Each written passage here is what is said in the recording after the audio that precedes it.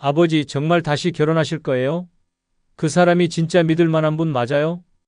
여보, 이제 나랑 평생 함께 할 거지? 서로 의지하면서 살아야 해. 왜 이렇게 잔소리가 많아? 그냥 혼자 사는 게 더 편했나? 늙어서의 재혼이 행복할 거라 기대하지만 현실은 전혀 다릅니다. 사랑을 나누려 했지만 결국 재산 문제로 싸우고 병수발을 들며 지쳐가고 자녀들과 갈등을 겪으며 후회하는 일이 벌어집니다. 혼자가 외로워 결혼했지만 막상 함께 살면서 더 큰 불편함과 스트레스를 느끼는 경우도 많습니다. 상대의 가족과 부딪히고 예상치 못한 경제적 짐을 떠안으며 배우자가 아닌 간병인으로 살게 되는 경우도 허다합니다. 늦은 재혼이 설렘이 아닌 고통이 될 수 있다는 사실을 깨닫고 나면 이미 모든 것을 잃어버린 후일 수도 있습니다. 구독, 좋아요 누르시면 시작하겠습니다. 늙어 재혼하면 안 되는 끔찍한 5가지 이유 중 첫 번째는 돈보다 사랑이 중요하지만 현실은 돈이 더 크기 때문입니다. 돈보다 사랑이 중요하다고 말하는 사람들은 순진합니다. 하지만 현실은 그렇게 아름답지 않습니다. 특히 늙어서 하는 재혼에서는 돈이 모든 문제의 핵심이 됩니다. 사랑을 믿고 결혼했지만 결국 돈 앞에서 무너지는 일이 허다합니다. 가슴 따뜻한 로맨스를 기대했다가 차가운 현실 속에서 처참하게 무너지는 것입니다. 평생 피땀 흘려 모은 노후 자금은 마지막 희망입니다. 건강이 나빠졌을 때 의지할 보험이자 자식들에게 부담을 주지 않기 위한 최후의 방어선입니다. 그런데 재혼을 하면 이 모든 것이 흔들립니다. 상대가 진짜 사랑해서 다가온 것이 아니라면 어떻게 될까요? 처음에는 따뜻한 말과 다정한 행동으로 다가오지만 결국은 지갑을 노리는 경우가 많습니다. 여보, 우리 이제 한 가족인데 돈을 아끼지 말자고. 이렇게 시작된 돈 문제는 끝도 없이 이어집니다. 돈 문제는 단순한 생활비 문제가 아닙니다. 상대방이 빚을 숨기고 있다면 어떨까요? 연금이 적거나 병원비가 계속 들어간다면 결국 감당해야 하는 건 나 자신입니다. 당신밖에 없어서 재혼했어. 이런 감동적인 말에 속아서는 안 됩니다. 결국 당신 돈이 필요해서 재혼했어. 라는 말과 다를 바 없습니다. 사랑이라는 감정이 앞서 현실을 보지 못하면 나중에는 후회와 배신감만 남습니다. 자녀들과의 관계도 돈 때문에 무너집니다. 평생 모은 재산이 원치 않는 사람에게 넘어가는 순간 가족은 갈라집니다. 자식들이 반대하는 이유는 단순한 이기심이 아닙니다. 부모가 편히 지내길 바라서입니다. 하지만 막상 재혼하면 아버지, 정말 그 사람 믿어요? 재산 뺏기는 거 아니에요? 이런 말을 들을 수도 있습니다. 하지만 사랑에 눈이 멀어 무시했다가 결국 자식들의 걱정이 현실이 되는 경우가 많습니다. 재산 분쟁은 피할 수 없습니다. 유산 문제로 소송까지 가는 경우도 흔합니다. 생전에 평온했던 가족이 돈 때문에 원수가 됩니다. 재혼한 배우자가 모든 것을 가져가고 남은 가족은 싸움만 하다가 남보다 못한 사이가 됩니다. 아니, 부모님 재산이 다 어디 갔어요? 이렇게 묻는 자녀에게 차마 눈을 마주칠 수 없는 상황이 벌어질 수도 있습니다. 사랑이라는 말로 현실을 무시하면 안 됩니다. 돈보다 사랑이 중요하다는 말은 젊을 때나 가능한 이야기입니다. 나이가 들면 돈이 없으면 사랑도 없습니다. 돈이 부족하면 병원비도 생활비도 걱정해야 합니다. 사랑은 밥을 해결해 주지 않고 감동적인 말들은 전기세 고지서를 줄여주지 않습니다. 늙어서 재혼할 때는 감정이 아니라 현실을 봐야 합니다. 돈 문제로 후회하고 싶지 않다면 재혼을 신중하게 고려해야 합니다. 사랑이라는 감정에 휩쓸려 모든 걸 잃고 눈물 흘리는 일을 막아야 합니다. 70대 김 씨는 외로움을 이기지 못하고 재혼을 선택했습니다. 상대는 다정하고 이해심 많은 사람이었습니다. 하지만 결혼 후 진짜 얼굴이 드러났습니다. 돈을 빌려달라는 말이 일상이 되었고 연금까지 건드렸습니다. 우리 사이에 돈 문제가 어딨어? 라는 말에 속아 모든 걸 내주었지만 돌아온 건 차가운 배신뿐이었습니다. 재혼한 지 1년 만에 김 씨의 통장은 텅 비었습니다. 상대는 점점 냉담해졌고 결국 집을 나갔습니다. 남은 건 빚더미와 배신감뿐이었습니다. 자녀들에게 도움을 요청했지만 우리가 반대할 때는 안 듣더니 이제 와서 무슨 낯으로 찾아와? 라는 싸늘한 대답이 돌아왔습니다.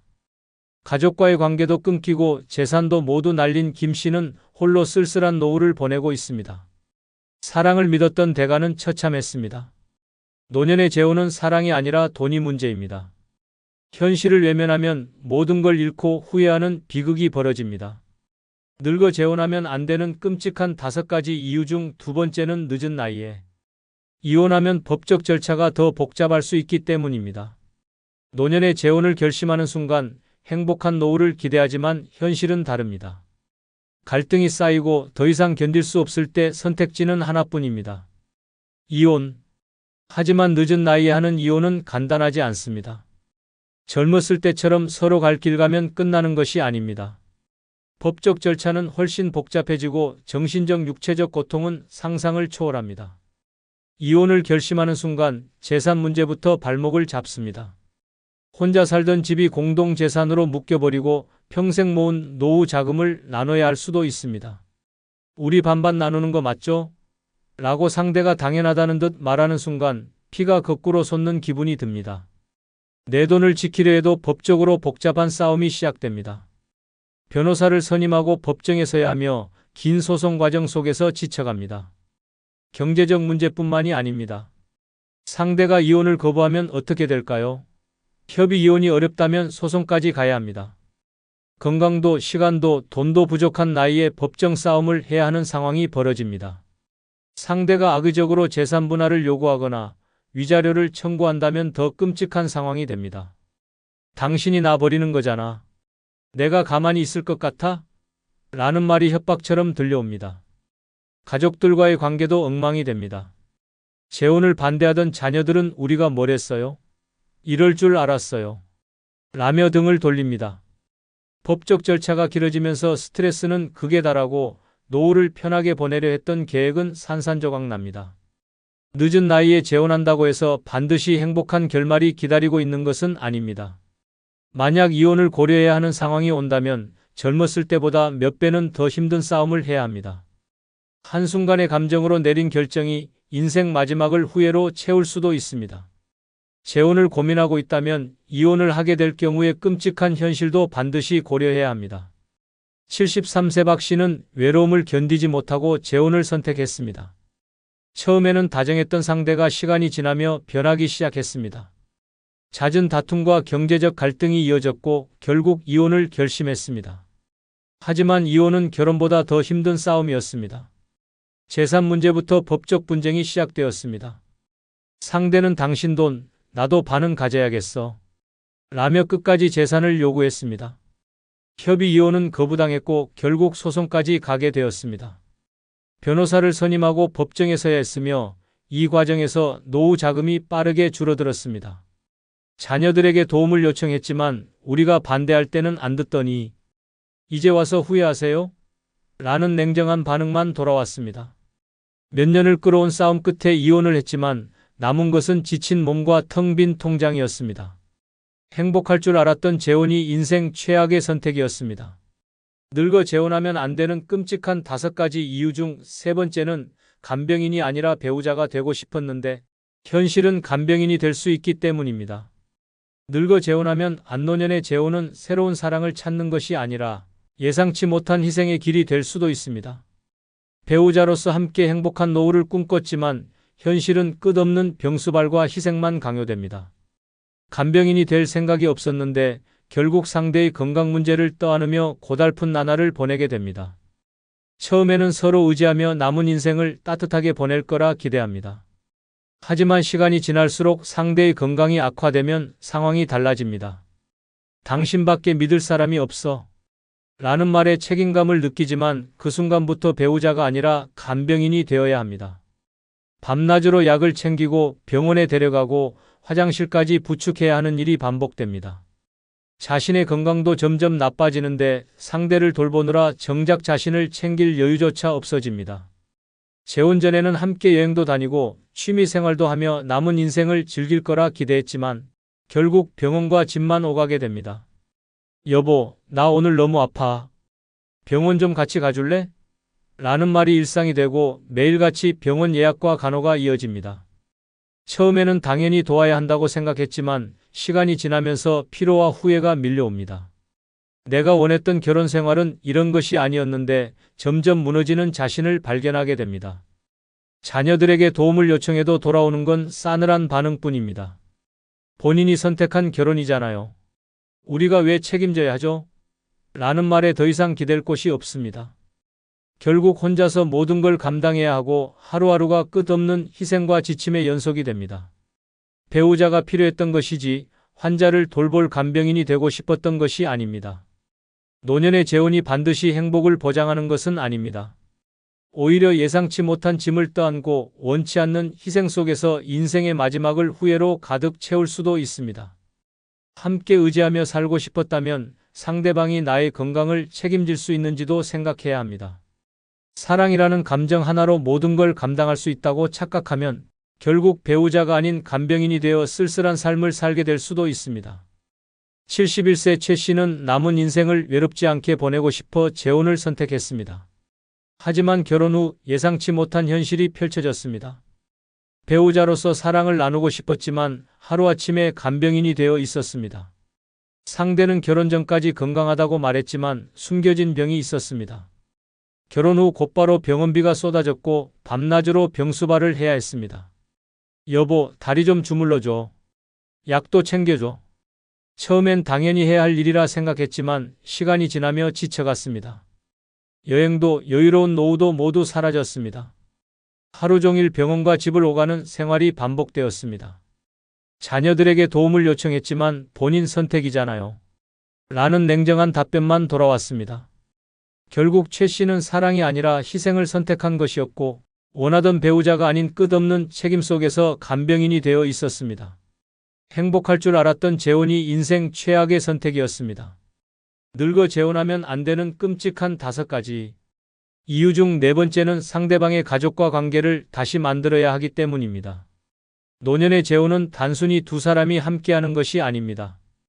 상대의 가족까지 받아들여야 하는 복잡한 문제가 뒤따릅니다. 기대했던 행복한 노후는커녕 끝없는 갈등과 스트레스 속에서 후회만 남을 수 있습니다. 재혼을 하면 새로운 가족과 다시 관계를 맺어야 합니다. 하지만 나를 환영해 줄 거라 기대하는 것은 착각입니다. 상대의 자녀들은 경계심을 갖고 바라봅니다. 우리 부모님 돈 보고 결혼한 거 아니야? 라는 의심을 품고 처음부터 벽을 세웁니다. 따뜻한 가족을 꿈꿨지만 냉랭한 분위기 속에서 점점 위축될 뿐입니다. 가족 모임은 더 큰 스트레스입니다. 명절이나 특별한 날이 되면 상대의 자녀, 손주들과 어울려야 합니다. 하지만 어색한 침묵과 차가운 시선만 느껴집니다. 함께 식사할 때도 아버지가 원래 이런 걸 좋아하셨는데 이제는 입맛이 바뀌셨나 보네요. 라는 뼈 있는 말을 듣습니다. 말 한마디, 행동 하나하나에 신경을 써야 하고 내 자리조차 없는 것처럼 느껴집니다.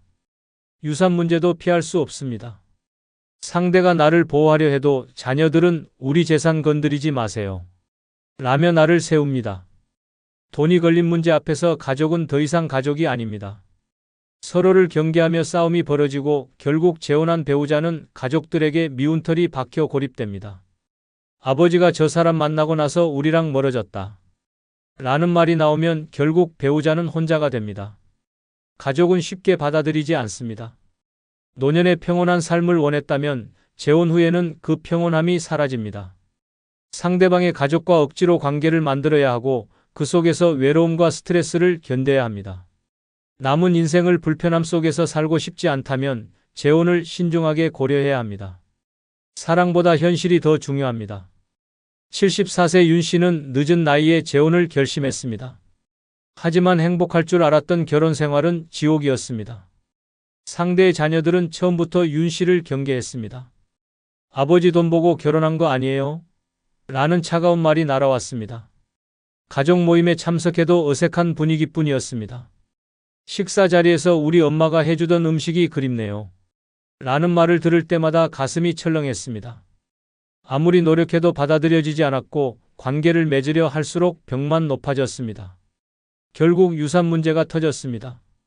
저 사람이 우리 재산 가져가는 거 아니야? 라며 자녀들이 반발했고 싸움은 끝없이 이어졌습니다. 배우자는 윤 씨를 감싸지 못했고 결국 혼자가 되었습니다. 재혼은 가족을 얻는 것이 아니라 끝없는 불편함과 외로움을 만드는 선택이었습니다. 늙어 재혼하면 안 되는 끔찍한 5가지 이유 중 5번째는 상대방의 빚을 떠안게 될 수도 있기 때문입니다. 노년의 재혼을 결심할 때 가장 간과하는 것이 상대방의 재정 상태입니다. 사랑이 먼저라고 생각하지만 현실은 돈이 모든 것을 결정합니다.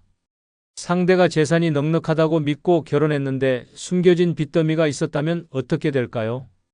한순간의 선택이 평생 모은 돈을 한순간에 날리는 끔찍한 결과로 이어질 수 있습니다. 재혼을 하면 서로의 경제적 책임을 공유해야 합니다. 하지만 상대의 빚까지 책임질 준비가 되어 있습니까? 당신에게 말 못했는데 사실 빚이 좀 있어. 라는 말을 듣는 순간 모든 것이 무너집니다. 처음에는 같이 해결하면 돼. 라고 생각하지만 시간이 지나면 감당할 수 없는 무게가 됩니다. 평생 아껴 모은 노후 자금이 순식간에 사라지고 불안과 후회만 남습니다. 빚이 있다는 사실을 숨기는 사람도 많습니다. 재혼한 후에야 카드빚, 사업, 실패로 인한 채무, 보증을 잘못 써서 생긴 엄청난 빚이 드러나는 경우가 허다합니다. 이미 법적으로 부부가 된 상태라면 그 빚은 고스란히 함께 짊어져야 합니다. 사랑을 믿고 시작한 결혼이지만 결국 빚을 갚기 위해 허덕이며 살아가야 하는 것입니다. 자녀들과의 갈등도 피할 수 없습니다. 아버지, 그 사람 빚이 그렇게 많대요. 왜 결혼하셨어요? 라는 말을 듣는 순간 부모로서의 체면도 무너집니다. 빚을 갚기 위해 평생 모아둔 돈을 쓰고 나면 남은 것은 가난과 외로움뿐입니다. 재혼을 하지 않았다면 편안한 노후를 보냈을 텐데 상대의 빚을 대신 떠안고 남은 생을 후회 속에 보내야 합니다. 늙어서 재혼한다고 해서 모든 것이 행복으로 이어지지는 않습니다. 상대의 경제 상태를 정확히 모른다면 사랑이라는 이름 아래 모든 것을 잃을 수도 있습니다. 평생 모은 돈을 지키고 싶다면, 감당할 수 없는 짐을 떠안고 싶지 않다면 재혼을 신중히 고민해야 합니다. 사랑은 빚을 대신 갚아주지 않습니다. 현실을 외면하면 결국 모든 것을 잃고 절망 속에 남겨질 뿐입니다. 76세 김 씨는 늦은 나이에 외로움을 달래려 재혼을 선택했습니다. 상대는 다정하고 믿음직스러워 보였습니다. 하지만 결혼 후 숨겨진 진실이 드러났습니다. 상대는 그에게 빚을 지고 있었고 김 씨는 이를 전혀 알지 못한 채 혼인신고를 마친 상태였습니다. 미안해요. 사실 빚이 좀 있어요. 라는 말과 함께 채권자들의 독촉 전화가 시작되었습니다. 처음에는 함께 해결하겠다고 마음먹었지만 빚은 끝이 없었습니다. 자신의 노후 자금을 갚는 데 쓰게 되었고 하루아침에 모든 것을 잃었습니다. 자녀들에게 도움을 요청했지만 우리가 반대할 때는 듣지도 않더니 이제 와서 무슨 낯으로 찾아와요? 라는 냉정한 말이 돌아왔습니다. 결국 집도 돈도 가족도 모두 잃고 혼자가 되었습니다.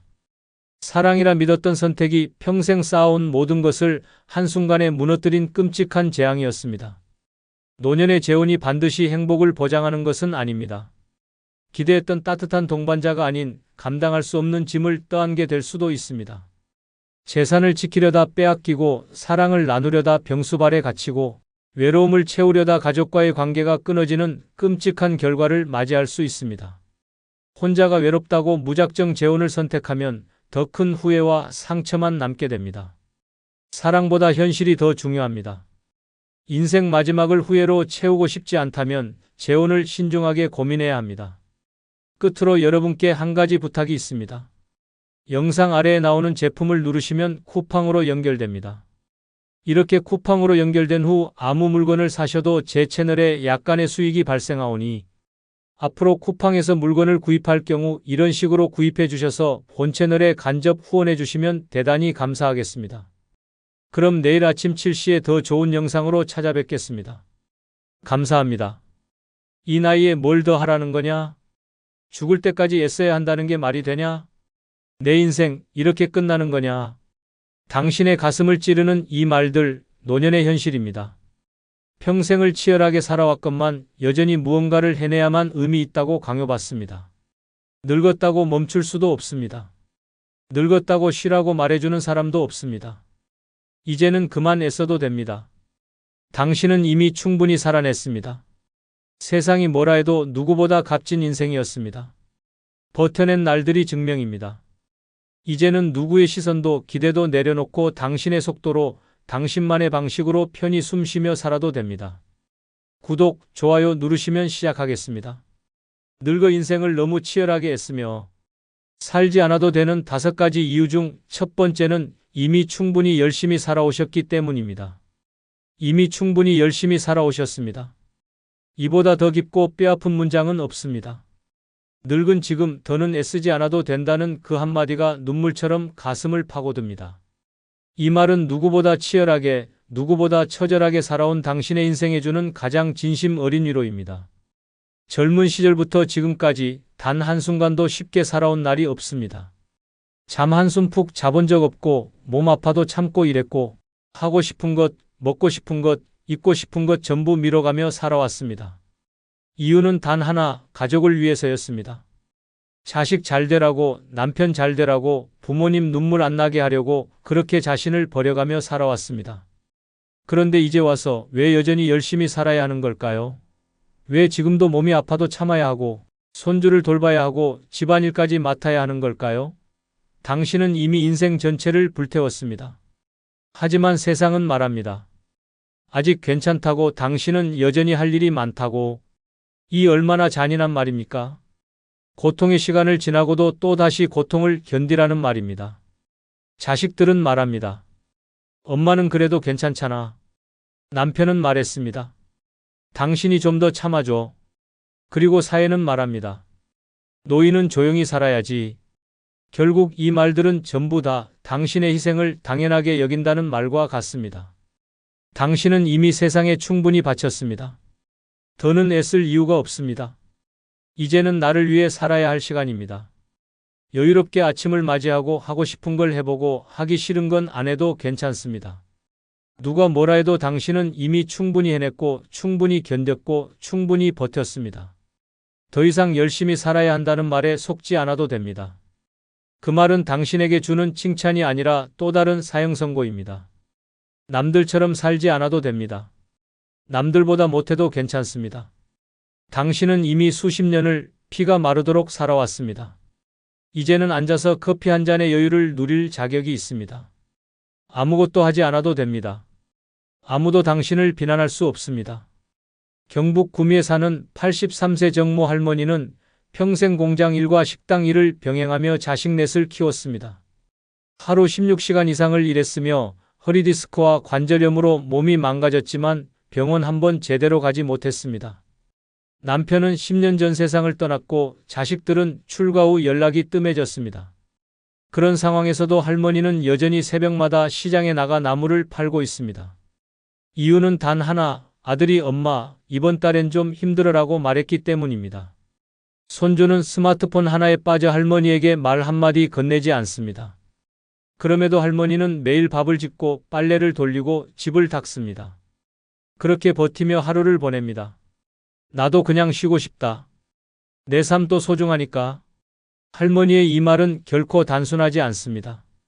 이 땅의 모든 어머니, 모든 노인들이 그토록 외치고 싶었던 한마디입니다. 늙어 인생을 너무 치열하게 애쓰며 살지 않아도 되는 5가지 이유 중 두 번째는 결국 다 지나가기 때문입니다. 결국 다 지나갑니다. 그토록 절망스러웠던 날도, 모든 것을 끝내고 싶었던 밤도, 가슴이 찢어지던 이별도 결국은 지나갑니다. 한때는 죽을 것처럼 아팠던 기억도 지금은 아련해졌고 세상이 무너지는 듯했던 순간도 지금은 아무렇지 않게 말할 수 있습니다. 그런데 우리는 늘 그때 그 감정에 짓눌려 살아갑니다. 지금도 똑같습니다. 늙어서 병든 몸을 끌고 하루를 버티는 것도, 외로움에 허우적대는 밤도, 가족에게 잊힌 존재가 되어가는 현실도 견딜 수 없을 만큼 쓰라리지만 결국은 다 지나갑니다. 고통은 영원하지 않습니다. 그러나 우리는 그것이 영원할 거라 착각하며 살고 있습니다. 그래서 더 무섭고 더 외롭고 더 참기 힘듭니다. 인생은 늘 그렇게 극단과 극단 사이를 오가며 우리를 시험합니다.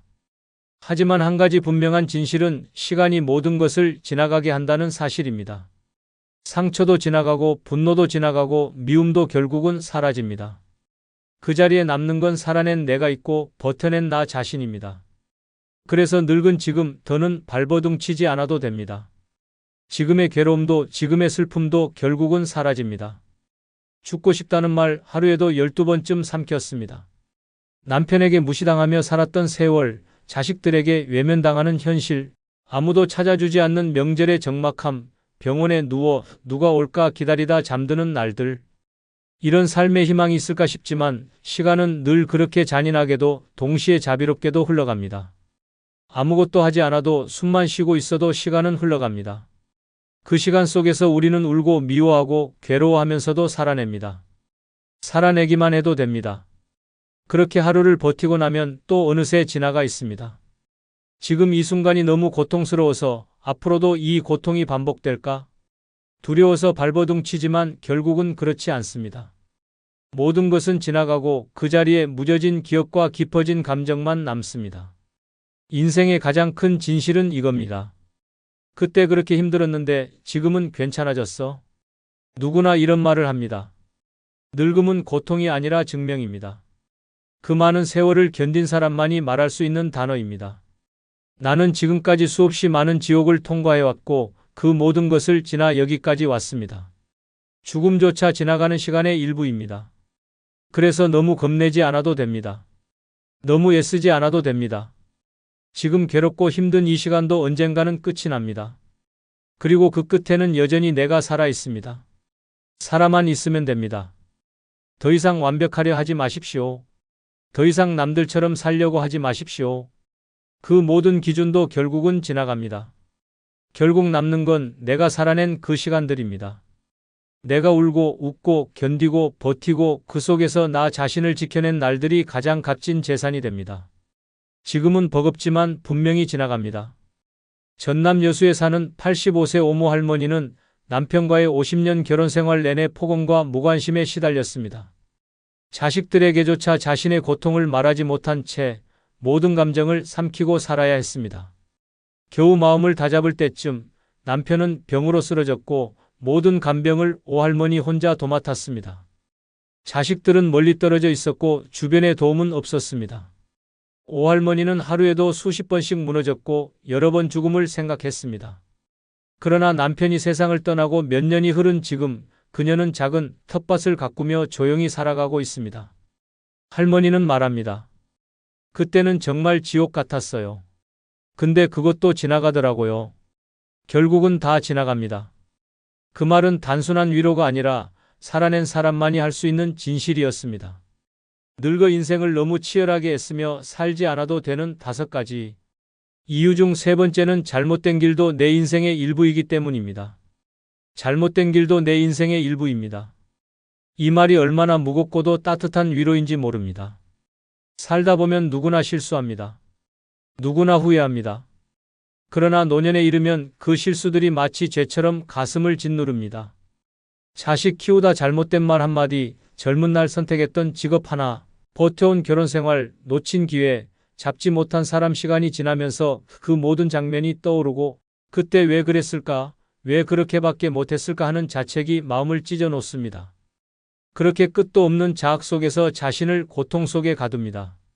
하지만 이제 말해야 합니다. 잘못된 길도 나의 일부였다고. 그 시간도 나였고 그 선택도 내가 살아낸 삶의 조각이었다고.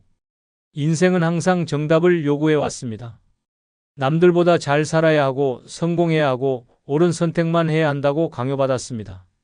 그러나 인생에는 정답이 없습니다. 옳지 않았던 결정이 결국 나를 더 단단하게 만들기도 했고 실패했던 사랑이 나를 더 깊이 있는 사람으로 성장시켰습니다. 실수 없는 인생은 없습니다. 그런데도 우리는 나이가 들수록 더 냉정해집니다. 젊었을 때는 넘어져도 다시 일어날 수 있었지만 노년에는 쓰러진 기억만 오래 남습니다. 그래서 잘못된 과거가 더욱 선명하게 가슴을 찌릅니다. 하지만 그 모든 것이 있었기에 지금의 내가 있는 것입니다. 넘어졌기에 일어났고 이렇기에 간직할 줄 알게 되었고 아팠기에 누군가를 더 이해하게 되었습니다. 지나온 날들을 부정하지 마십시오. 그 잘못된 길 속에도 사랑이 있었고 노력도 있었고 눈물도 있었습니다. 인생은 직선이 아닙니다. 굽이굽이 돌아가는 그 길이 곧 인생입니다. 고통스러운 선택도 놓쳐버린 시간도 모두 내가 직접 걸어온 흔적입니다. 누군가는 말합니다. 그때 그러지 말았어야지. 그건 실수였잖아.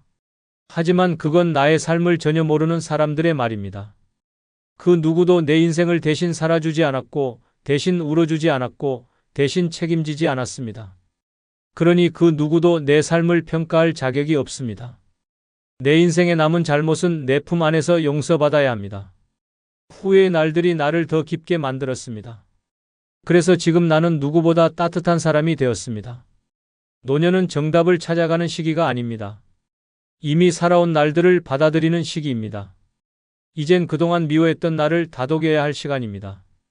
그 선택도, 그 실수도, 그 눈물도 결국 나였고 지금의 나를 만든 재료들이었습니다. 절대 후회하지 마십시오. 잘못된 길을 걸었기에 지금 이 자리에서 더 넓은 세상을 바라보고 있는 것입니다. 인생은 완벽하지 않습니다. 오히려 그 불완전함 속에서 가장 인간다운 빛이 납니다. 지금껏 견디며 살아온 당신, 이제는 더 이상 과거를 벌처럼 들고 살지 마십시오. 그 시간도 당신의 일부였습니다. 당신은 단 한순간도 헛되이 살아온 적이 없습니다. 전북 군산에 사는 78세 이모 어르신은 젊은 시절 고등학교를 자퇴하고 일찍 결혼을 선택했습니다. 하지만 결혼 생활은 지옥 같았습니다. 알코올 중독 남편에게 시달렸고 새 아이를 혼자 키우며 시장에서 노점 장사를 했습니다. 사람들은 그녀에게 말했습니다.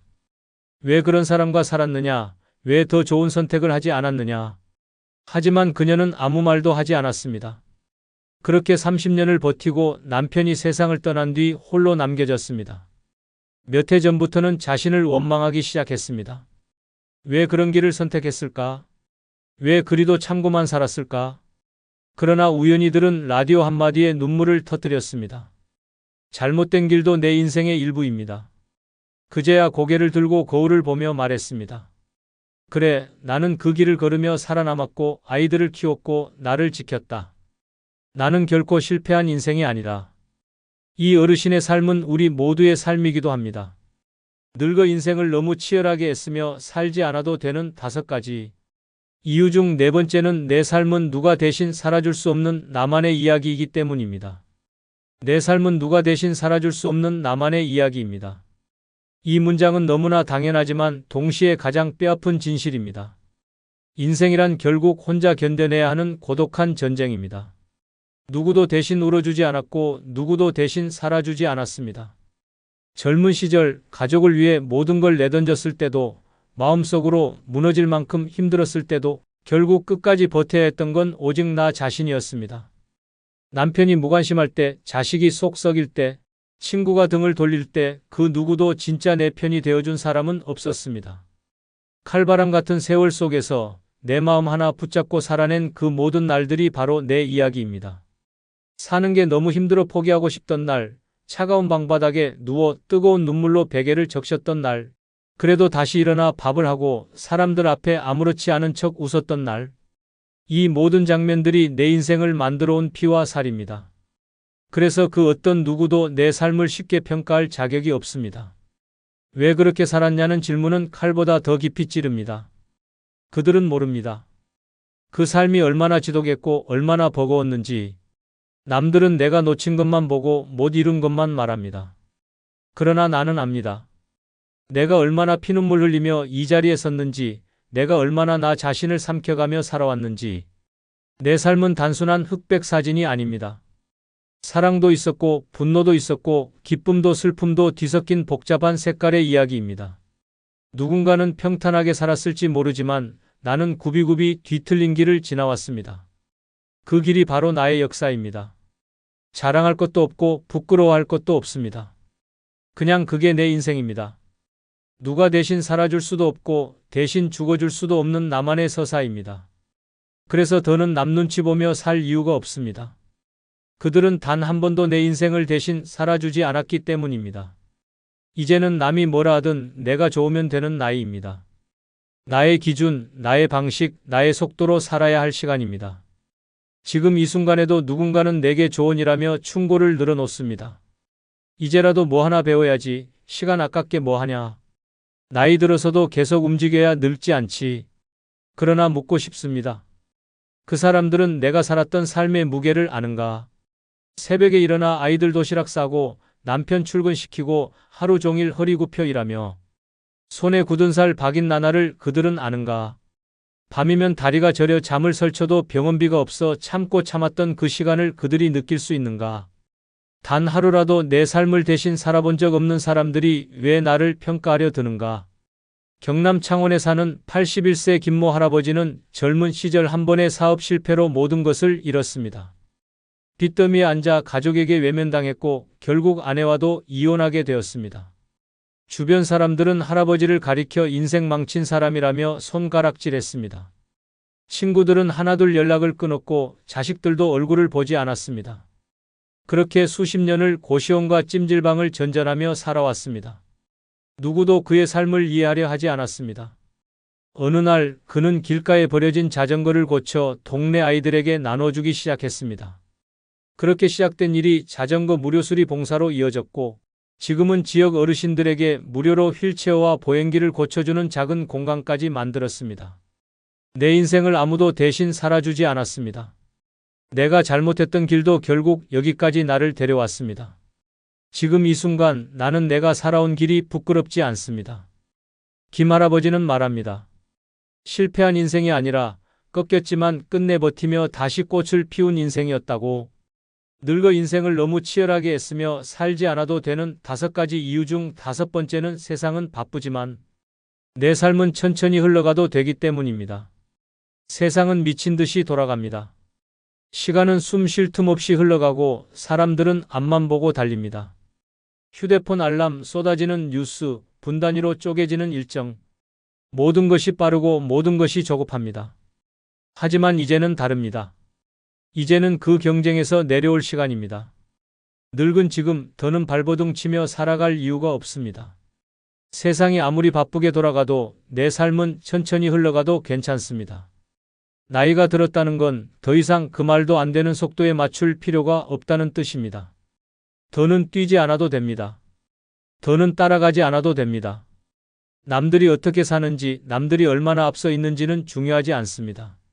나는 지금 이 자리에서 숨을 쉬고 있다는 것만으로 충분합니다. 어릴 적에는 걸어도 괜찮았습니다. 그러나 세상은 뛰라고 했습니다. 달려야 성공한다고 했고 멈추면 낙오라고 말했습니다. 그렇게 평생을 달려왔습니다. 남들보다 늦지 않으려고 잠을 줄였고 가족을 위해 한 끼도 제대로 먹지 못한 날들이 수두룩했습니다. 그렇게 사느라 정작 내가 누구인지, 내가 뭘 좋아하는지도 모른 채 시간이 흘렀습니다. 그리고 지금 늙은 내게 세상은 또 말합니다. 할 수 있을 때까지 더 움직이세요. 그 말은 결국 죽을 때까지 조용히 쉬지 말라는 뜻입니다. 이 얼마나 끔찍한 인생입니까? 왜 우리는 숨을 쉬는 것조차 허락받아야 합니까? 왜 늙었다는 이유로 더 열심히 살아야 합니까? 이제는 거부해야 합니다. 세상의 속도에서 벗어나야 합니다. 천천히 일어나고 천천히 밥을 먹고 천천히 걷는 그 모든 순간이 내 삶의 중심이 될 수 있습니다.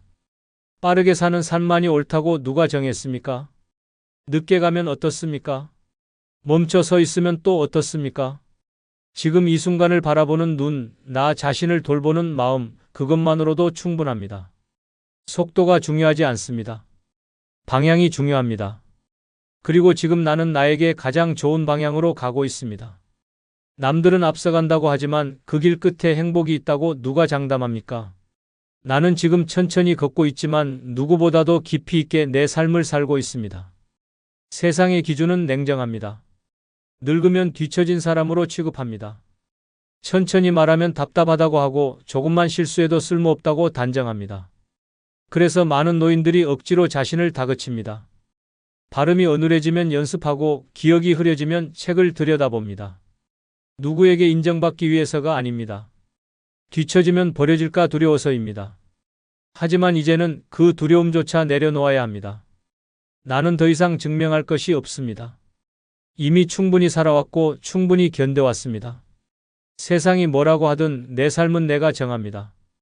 조용히 흘러가는 하루 속에서 나는 나를 다시 만나고 있습니다. 경기도 고양시에 사는 82세 양모 할아버지는 과거 대기업 공장장으로 수십 년을 일했습니다. 누구보다 바쁘고 치열한 삶을 살았지만 정년퇴직 후 갑자기 멈춘 삶이 낯설고 두려웠습니다. 그는 남들이 자신을 잊을까봐 자원봉사, 지역 모임, 경로당 활동에 쉬지 않고 뛰어들었습니다. 심지어 노인대학에도 등록했습니다.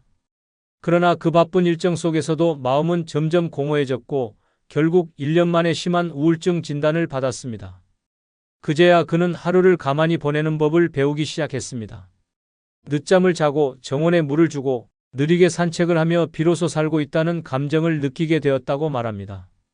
양 할아버지는 말합니다. 이제야 알겠습니다. 세상은 바쁘게 돌아가도 나는 이렇게 천천히 살아도 충분하다는 걸. 구독자 여러분, 이제는 그만 애써도 됩니다.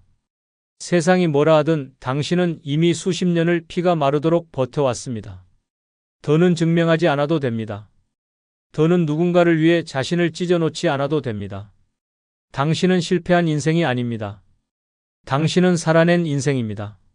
이 세상 누구도 대신 살아줄 수 없었던 그 길을 당신은 끝까지 걸어왔습니다. 그러니 지금부터는 편히 쉬어도 됩니다. 늙었다는 이유로 조용히 사라지라는 게 아닙니다. 오히려 늙었기에 이제야 진짜 나답게 살아갈 자격이 생겼다는 뜻입니다. 이제는 당신의 삶을 오롯이 당신의 손에 쥐고 천천히 따뜻하게 살아가셔도 됩니다. 끝으로 여러분께 한 가지 부탁이 있습니다. 영상 아래에 나오는 제품을 누르시면 쿠팡으로 연결됩니다.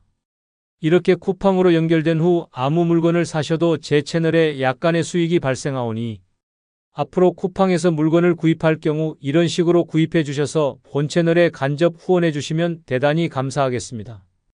그럼 내일 아침 7시에 더 좋은 영상으로 찾아뵙겠습니다. 감사합니다.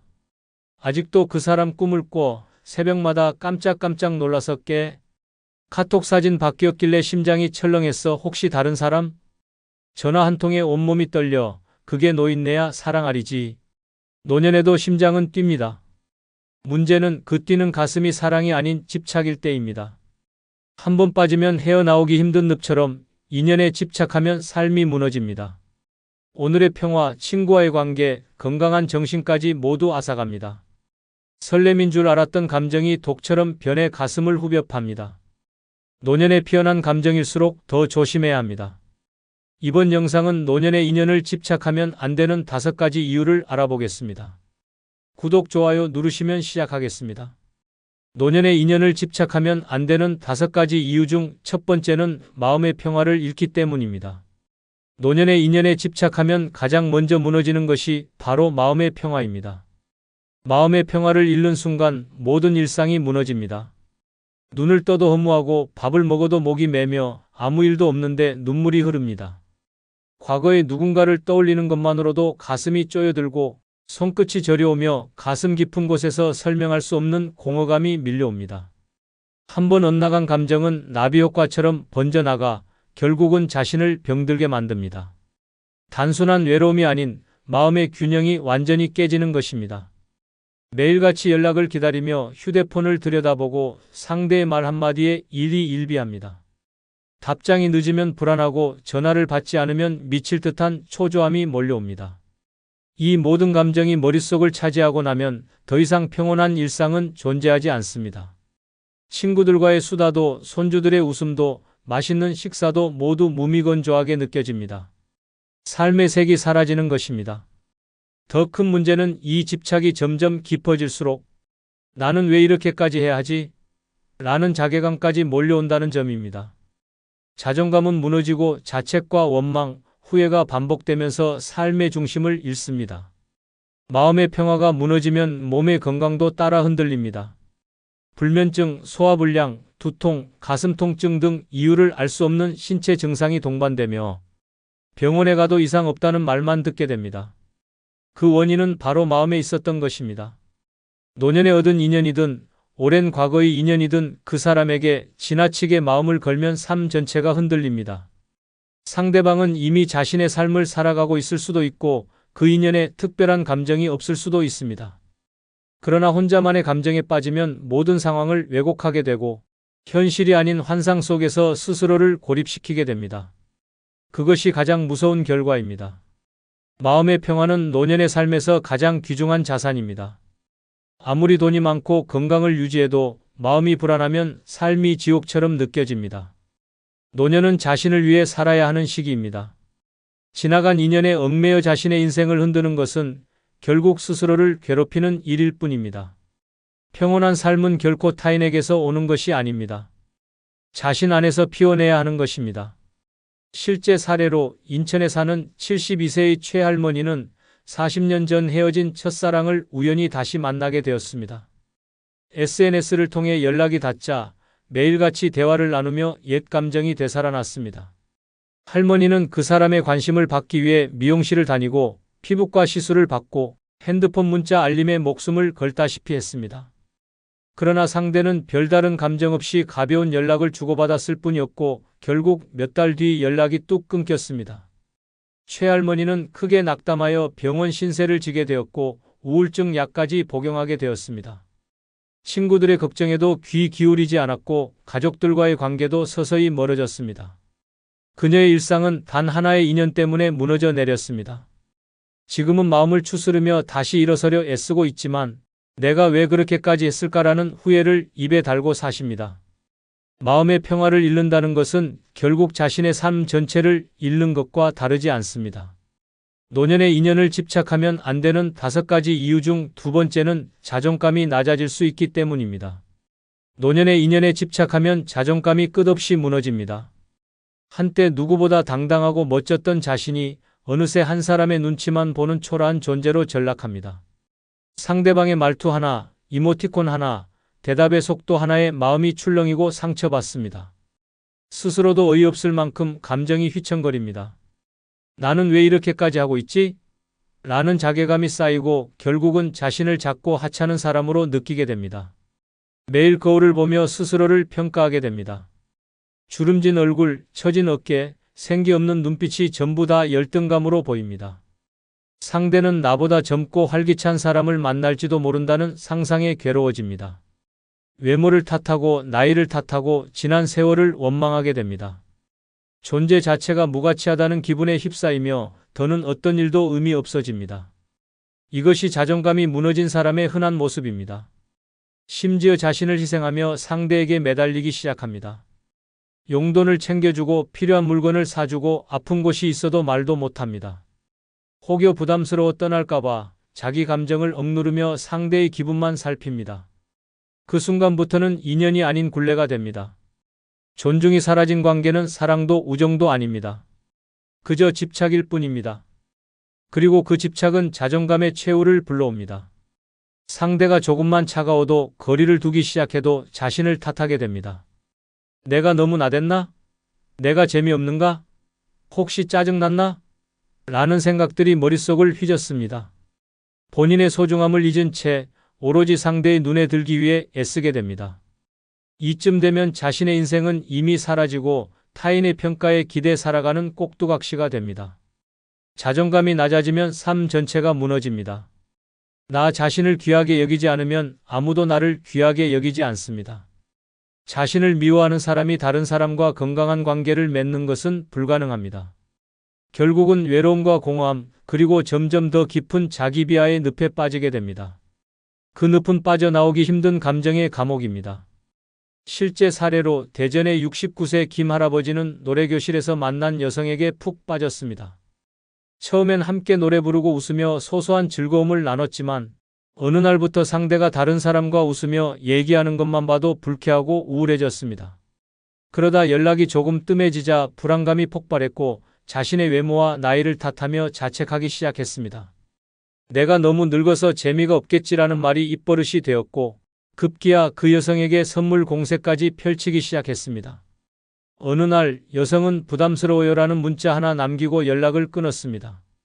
김 할아버지는 그 길로 3일 동안 아무것도 먹지 못했고 결국 응급실에 실려갔습니다. 지금은 다시 노래교실을 다니며 회복 중이지만 주변에서는 자존감 다 바닥나더니 이제야 제정신이 돌아온 것 같다며 웃음을 짓습니다. 자존감이 무너지면 그렇게 됩니다.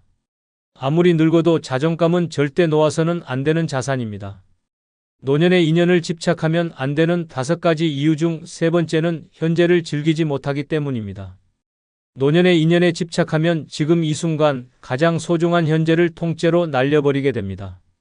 머리는 과거에 고정되고 가슴은 상상 속의 미래에 매달리며 발밑에 있는 현실은 무시하게 됩니다. 그렇게 오늘의 햇살, 오늘의 바람, 오늘의 식사마저 의미를 잃어갑니다.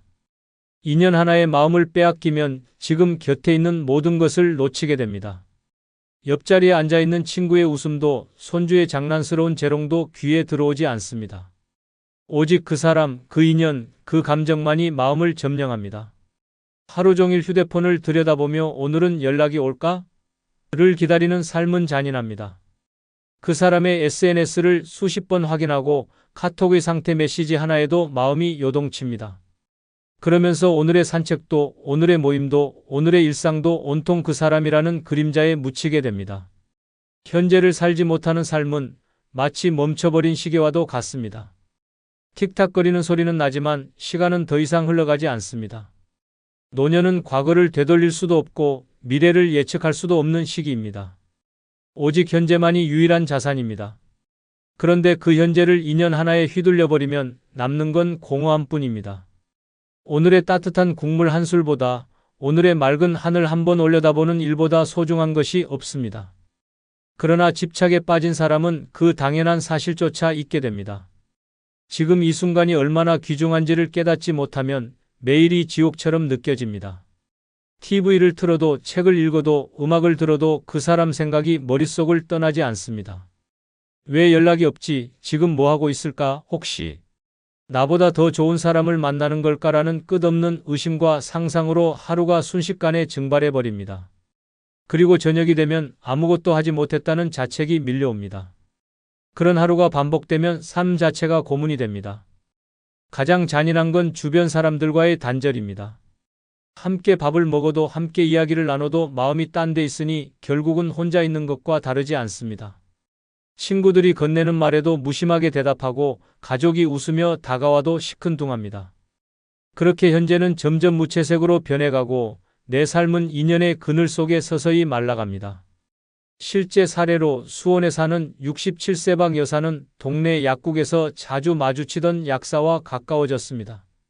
따뜻한 말 한마디, 진지한 눈빛에 혹시 나에게 호감이 있는 걸까? 라는 생각에 사로잡혔습니다. 그날부터 박 여사는 매일같이 약국에 가서 무언가를 사야 했고 그의 행동 하나하나에 의미를 부여하기 시작했습니다. 친구들과의 점심 약속도 약국 먼저 들러야 해서라는 말로 미루기 일쑤였고 좋아하던 댄스 교실도 그 시간엔 혹시 그 사람을 놓칠까 봐 관뒀습니다. 결국 몇 달 뒤 그 약사는 이사 문제로 약국을 접었고 박 여사는 깊은 허탈감에 빠졌습니다. 그 사람을 놓친 게 아쉬운 게 아니라 내가 내 삶을 다 버렸다는 게 후회되라는 말이 그녀의 입에서 나왔을 땐 이미 늦었습니다. 그녀는 그 몇 달간 아무것도 하지 못했고 아무것도 즐기지 못했습니다. 인연 하나의 현재를 잃어버린 대가는 너무도 컸습니다. 노년의 인연을 집착하면 안 되는 5가지 이유 중 4번째는 상대방의 진심을 왜곡하기 때문입니다. 노년의 인연에 집착하게 되면 가장 무서운 결과는 상대방의 진심을 왜곡하게 된다는 점입니다. 처음에는 사소한 관심과 따뜻한 말 한마디에 감사하는 마음으로 시작되지만 시간이 지날수록 그 작은 호의조차도 오해로 이어지게 됩니다. 상대방이 그저 예의로 건넨 인사도 혹시 날 좋아하나? 로 해석되고 웃으며 전한 안부도 날 생각하고 있었구나로 비틀어집니다. 결국 상대의 본심은 사라지고 혼자만의 착각 속에서 새로운 의미를 만들어내게 됩니다. 이 왜곡은 아주 천천히 그러나 확실하게 사람의 이성을 마비시킵니다. 처음엔 기분 좋은 착각이었지만 점차 그것이 확신이 되고 기대가 되고 욕심으로 변합니다. 상대가 내 기대대로 행동하지 않으면 실망하고 분노하며 심지어 배신감을 느낍니다. 하지만 정작 상대는 아무런 잘못도 하지 않았습니다. 그저 평소처럼 행동했을 뿐인데 혼자만의 감정이 더 씌워져 전혀 다른 의미로 해석되었을 뿐입니다. 이런 감정은 점점 위험해집니다. 상대방의 모든 행동과 말에 의도를 부여하게 됩니다. 늦게 답장을 보내면 날 시험하는 건가? 말을 아끼면 이제 마음이 식은 건가? 연락을 안 하면 누굴 만나는 거지? 라는 상상으로 고통받게 됩니다. 상상의 날에는 현실을 덮어버리고 결국 상대방을 본연의 모습으로 보지 못하게 만듭니다. 그 사람은 이미 사라지고 마음속에 만들어진 허상만 남게 됩니다. 더 심각한 문제는 왜곡된 감정을 기반으로 관계를 이어가려 하다 보면 상대방에게 부담과 불편을 주게 된다는 점입니다. 호의가 강요로 변하고 관심이 간섭으로 번지며 결국 관계 자체가 무너집니다. 상대는 당황하고 불쾌하며 거리를 두기 시작합니다. 그리고 집착하는 쪽은 그 거리조차 왜 저러지? 뭔가 숨기는 게 있나? 로 오해합니다. 이쯤 되면 감정은 병이 되고 마음은 상처로 가득 찹니다. 왜곡된 진심은 결국 자신에게도 상대에게도 해를 끼칩니다. 노년은 따뜻한 마음을 나누고 편안한 관계를 유지하며 있는 그대로를 받아들이는 시기입니다. 그러나 집착이 개입하면 모든 관계는 일방적으로 흐르고 결국 외로움만 더 커집니다. 사랑이든 우정이든 진심을 왜곡하기 시작하는 순간부터 그 관계는 이미 멀어지기 시작한 것입니다. 실제 사례로 전주의 70세 윤 여사는 동네 도서관에서 자주 마주치는 남성에게 강한 호감을 느꼈습니다. 책을 함께 추천해주고 가벼운 인사를 나누던 그 남성은 사실 누구에게나 친절한 사람이었습니다. 그러나 윤 여사는 자신에게만 특별하다고 믿기 시작했습니다. 그의 책 선택에도 의미를 부여하고 같은 시간에 나타나는 것조차 자신을 의식한 행동이라 여겼습니다. 어느 날 윤 여사는 직접 우리 인연인 것 같지 않아요? 라고 물었고 남성은 당황하며 손사래를 쳤습니다. 이후 그는 도서관 출입을 꺼리게 되었고 윤 여사는 큰 충격에 빠졌습니다. 친구들에게 털어놓으며 그 사람이 날 농락한 거야 라며 분노했지만 사실 왜곡된 진심은 그녀의 머릿속에서 시작된 일이었습니다. 지금은 그 일을 우픈 추억이라며 이야기하지만 그녀는 그때 나 혼자 영화 찍고 있었더라는 말로 상황을 정리합니다. 상대의 진심을 제대로 바라보지 못하면 인연은 영화처럼 시작해도 막장 드라마처럼 끝날 수 있습니다. 노년의 인연을 집착하면 안 되는 5가지 이유 중 5번째는 오랜 미련은 병이 되기 때문입니다. 노년의 인연에 집착하게 되면 오랜 미련이 가슴속에서 골마가며 병이 됩니다. 단순한 감정이 아닙니다. 마음의 병, 정신의 병, 나아가 육체까지 무너뜨리는 고통스러운 병입니다. 시간이 지날수록 그 미련은 날카로운 가시처럼 마음을 찌르고 감정의 상처는 덧나기 시작합니다. 과거에 머무는 삶은 현재를 외면하고 미래를 망가뜨리는 지름길입니다. 다시 돌아올 수 없는 인연에 매달리는 것은 마치 말라 죽은 꽃을 매일 물에 담그며 다시 피어나길 바라는 어리석은 행동과도 같습니다. 오랜 미련은 생각의 방향을 일그러뜨립니다. 그 사람의 모든 행동이 아직도 자신에게 의미가 있다고 착각하게 만듭니다. 한마디 말, 한 번의 시선, 옛날의 사진 한 장이 눈물로 이어지고 가슴을 파고들며 숨을 쉬기조차 버겁게 만듭니다. 미련은 과거를 미화시키고 현실을 부정하게 만듭니다. 사실은 그다지 특별하지 않았던 순간도 그저 스쳐간 인연도 머릿속에선 찬란한 영화의 한 장면처럼 포장됩니다. 가장 무서운 건 이 미련이 점점 일상에 스며든다는 점입니다. 눈을 떠도 잠이 들어도 먹을 때도 산책을 할 때도 그 사람 생각으로 가득 찹니다. 몸이 아픈 줄도 모르고 정신이 지쳐가는 줄도 모르고 오직 마음 한구석에서 되돌릴 수 없는 과거만 붙잡고 삽니다. 시간이 멈춘 듯한 삶, 무기력한 하루하루가 반복되며 생기는 병은 약으로도 고칠 수 없습니다. 치료할 수 있는 유일한 방법은 놓는 것뿐인데 그게 잘 되지 않기 때문에 병이 됩니다. 주변에서 아무리 위로하고 다른 삶의 방향을 제시해도 미련에 빠진 사람은 듣지 않습니다. 오히려 넌 몰라서 그래, 우리는 남달랐어 라며 스스로를 더 깊은 감정 속에 밀어넣습니다. 이렇게 오래된 미련은 고집으로 바뀌고 결국 삶을 왜곡하는 틀로 굳어집니다. 그 속에서 인간관계는 멀어지고 세상과 단절된 고립된 감정의 섬에 갇히게 됩니다. 그리고 그 병은 천천히 하지만 확실하게 인생을 마비시킵니다. 미련이 깊어질수록 스스로를 갉아먹습니다. 과거에 머물면서 현재의 모든 가능성을 스스로 차단합니다. 새로운 만남도 새로운 기쁨도 사소한 즐거움도 미련이라는 감정에 눌려 시들어갑니다. 결국은 감정의 사슬에 묶인 채 혼자 앓고 혼자 울고 혼자 허무함에 몸을 떨게 됩니다. 그 인연이 돌아오지 않는다는 사실을 알면서도 마음속에서는 수십 번씩 다시 만나는 장면을 상상하게 됩니다. 그건 현실이 아닌 망상입니다. 그리고 그 망상은 서서히 자신을 집어삼키는 감정의 독이 됩니다. 실제 사례로 대구에 사는 74세 정할아버지는 30년 전 갑자기 떠난 아내의 친구를 잊지 못하고 매년 그녀의 생일에 케이크를 사들고 그녀가 살던 동네를 찾아갔습니다. 처음엔 추억의 의미였지만 갈수록 그녀가 언제 다시 나타날 것 같다는 착각에 빠졌습니다.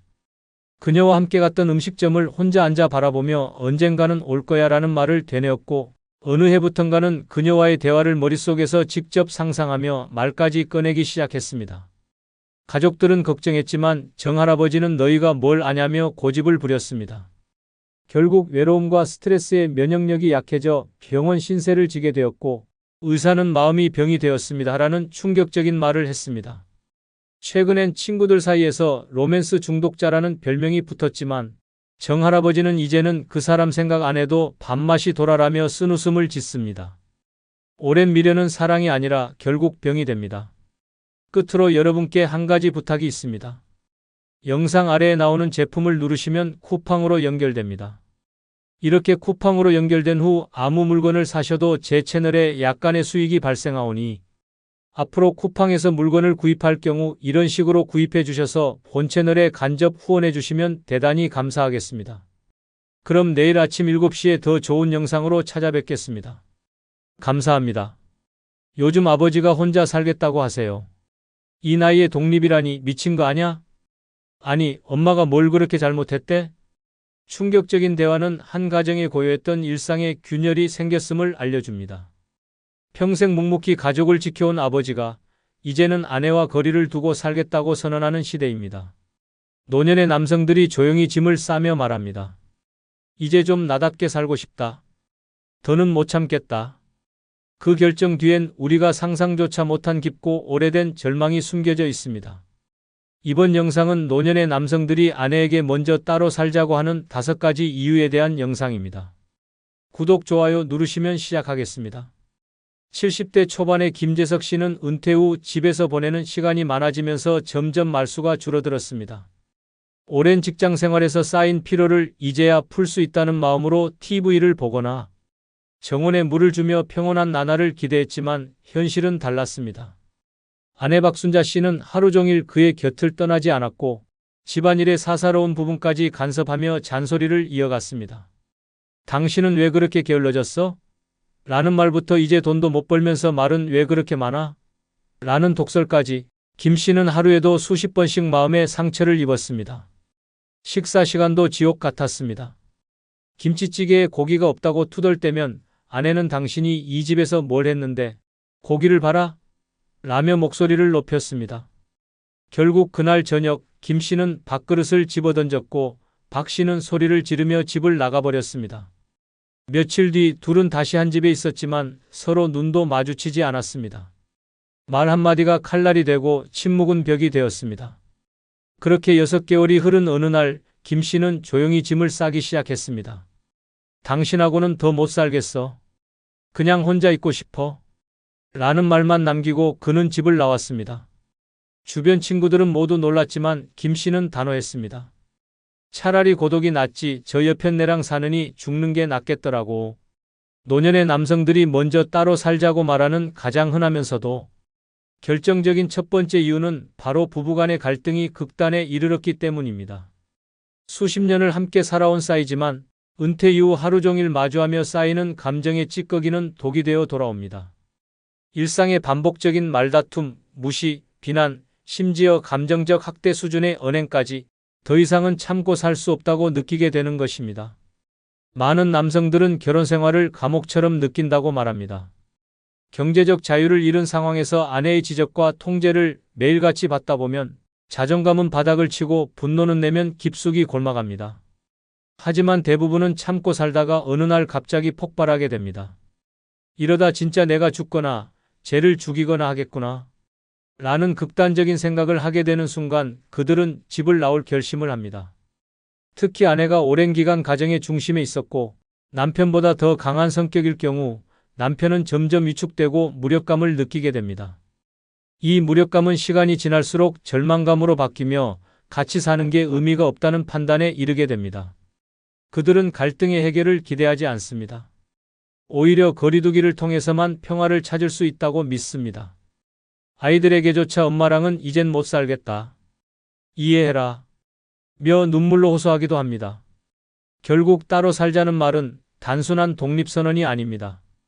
오랜 기간 쌓여온 분노와 슬픔, 자존감의 붕괴가 만든 마지막 선택입니다. 그리고 이 선택은 점점 더 많은 노년 남성들의 공감을 사고 있습니다. 부부라는 이름으로 묶여 살아가는 것보다 홀로라도 마음의 평화를 찾고 싶은 것입니다. 서울 강동구의 아파트 단지에서 45년을 함께 살아온 박정환 씨. 부부는 겉보기엔 모범적인 노부부처럼 보였습니다. 하지만 이웃도 모르는 비밀이 있었습니다. 바로 박 씨는 매일 아침 눈을 뜨면 마음속으로 오늘은 제발 싸우지 말자고 기도부터 했습니다. 그리고 밤이 되면 내일은 제발 혼자이고 싶다고 되뇌었습니다. 그는 매일 아내의 하루 일과를 외워야 했습니다. 몇 시에 일어나고 몇 시에 약을 먹고 어떤 채소를 싫어하고 어떤 방송을 보면 화를 내는지까지 숙지해야 했습니다.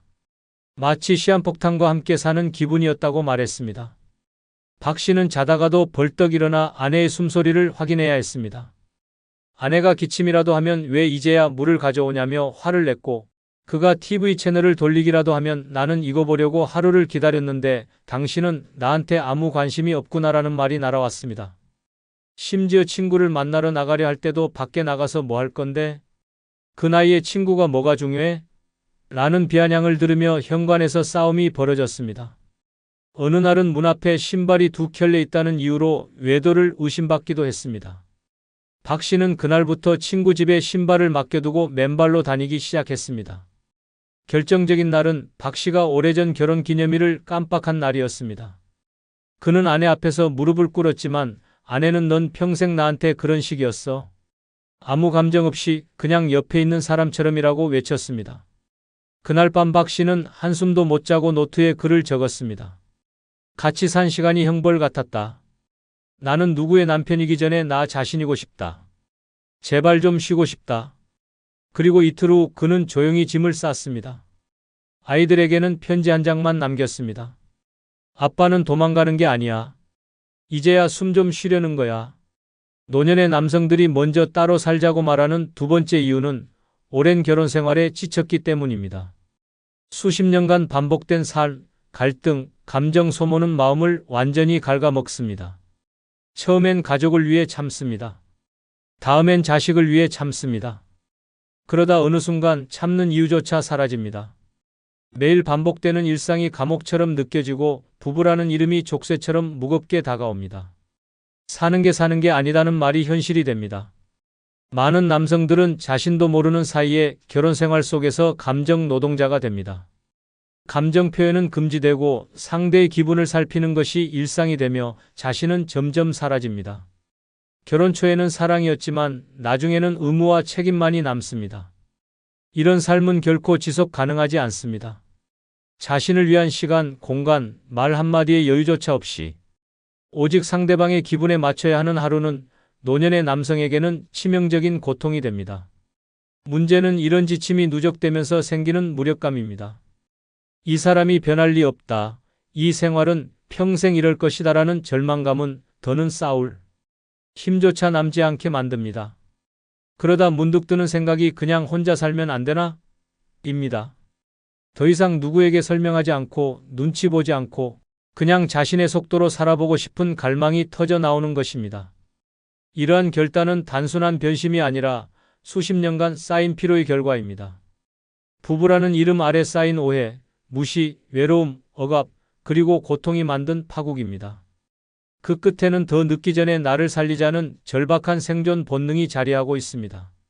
노년의 남성이 먼저 집을 나서는 진짜 이유는 누군가를 떠나는 것이 아니라 이제라도 자신에게 돌아가고 싶은 간절한 몸부림입니다. 부산 해운대에 사는 72세의 정성우 씨는 은퇴 후 취미로 우쿨렐레를 배우기 시작했습니다.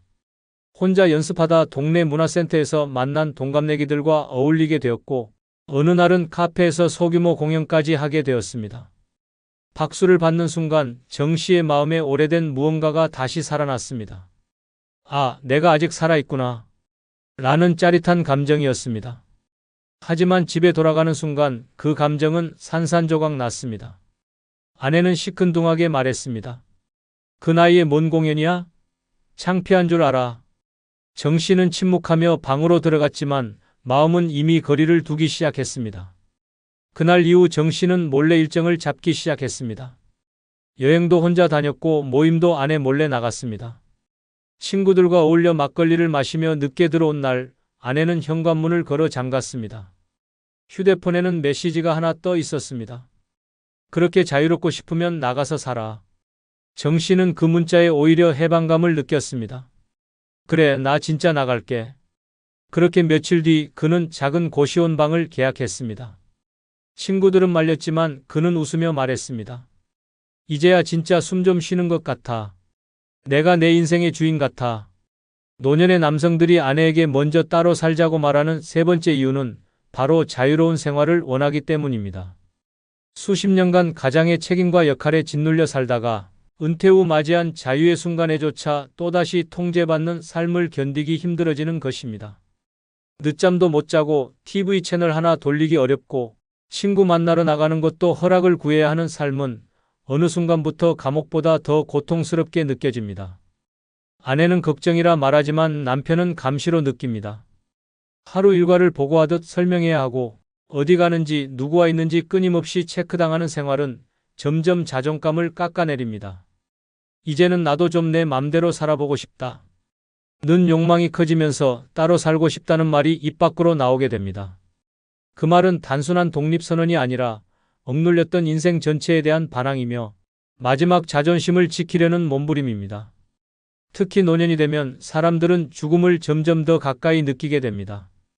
그런 순간에 나는 지금 누구를 위해 살고 있는가? 라는 질문이 강하게 밀려옵니다. 가족을 위해, 아내를 위해, 자식을 위해 살아온 세월이 너무 길었다는 생각이 들면서 이제는 정말 나 자신을 위해 살고 싶다는 절실함이 생깁니다. 그리고 그 절실함은 타인의 인정보다 자유를 선택하게 만듭니다. 놀랍게도 이렇게 자유를 찾아 떠난 남성들 중 많은 이들이 비로소 웃고 노래하고 활력을 되찾는 경우가 많습니다. 아침에 일어나 커피 한 잔을 마음대로 마실 수 있다는 것, 아무도 눈치 주지 않는 곳에서 취미를 즐길 수 있다는 것, 혼자 있는 시간이 고요하게 흐른다는 것이 얼마나 소중한지 깨닫게 됩니다. 그 자유는 단순한 외부 조건이 아니라 자기 자신을 회복하는 시간입니다. 아내에게 먼저 따로 살자고 말하는 남편은 사실 가족을 버리는 사람이 아니라 자신을 되찾는 사람입니다. 지나친 통제와 의무감 속에서 무너져가던 자아를 마지막으로 꺼내기 위한 선택입니다. 그 선택이 이기적으로 보일 수 있지만 실은 너무 오랫동안 참고 살아온 결과입니다. 자유는 사치가 아니라 생존입니다. 남은 인생을 억눌림 속에 살기보다 하루라도 진짜 나로 살아보고 싶은 노년. 남성들의 선택은 지금 이 순간에도 조용히 현실이 되어가고 있습니다. 서울 동작구에 사는 74세 윤병기 씨는 새벽 4시에 일어나는 것으로 하루를 시작합니다. 젊은 시절부터 몸에 밴 습관이라 눈이 자동으로 떠집니다. 반면 아내는 오전 10시가 되어야 겨우 일어납니다. 윤 씨는 이 시간 차이가 지옥의 시작일 줄은 몰랐습니다. 그는 이른 아침 조용히 신문을 보며 커피 한 잔을 즐기고 싶었지만 커피 머신 소리 하나에 아내가 벌떡 일어나 소리칩니다. 좀 조용히 좀 해. 나 이제 막 잠들었단 말이야. 밤이 되면 상황은 뒤집힙니다. 윤 씨는 9시만 되면 졸음이 쏟아져 침대에 눕고 싶은데 아내는 그때부터 드라마를 보기 시작합니다. 텔레비전 볼륨은 귀가 찢어질 듯하고 가끔씩 터지는 웃음소리는 윤 씨의 얕은 잠을 깨워버립니다. 결국 윤 씨는 귀마개를 끼고 이불을 뒤집어 쓰고 자야 했습니다. 그렇게 몇 달이 지나자 윤 씨의 얼굴엔 점점 그늘이 드리워졌습니다. 아침에도 시끄럽다고 밤에도 시끄럽다고 나더러 언제 살라는 거야? 라는 말이 입에서 저절로 튀어나왔습니다. 결정적인 사건은 어느 날 새벽 윤 씨가 거실불을 켜고 신문을 펼치는 순간 일어났습니다. 아내가 방문을 열고 나와 신문을 낚아채더니 찢어버렸습니다. 너무 이기적이야. 나 좀 자게 해줘. 윤 씨는 그 자리에서 아무 말도 하지 못하고 서 있다가 밤이 되자 작은 가방 하나를 챙겨 나왔습니다. 그리고 친구 집에 머물며 전화를 걸어 말했습니다. 우리 좀 떨어져 살자. 더는 못 견디겠어. 생활 리듬이 너무 달라. 노년의 남성들이 아내에게 먼저 따로 살자고 말하는 네 번째 이유는 생활 리듬이 극단적으로 다르기 때문입니다. 젊었을 땐 직장 생활과 육아로 서로 엇갈리는 시간이 많았기에 문제없이 지나갔지만 은퇴 후 하루 종일 집에 함께 있다 보면 이 작은 차이가 점점 파국으로 번지게 됩니다. 기상시간, 식사시간, 샤워시간, 심지어 텔레비전 채널까지 모두 충돌의 원인이 됩니다. 사소해 보이지만 이 충돌은 매일 반복되며 서로의 인내심을 갉아먹습니다.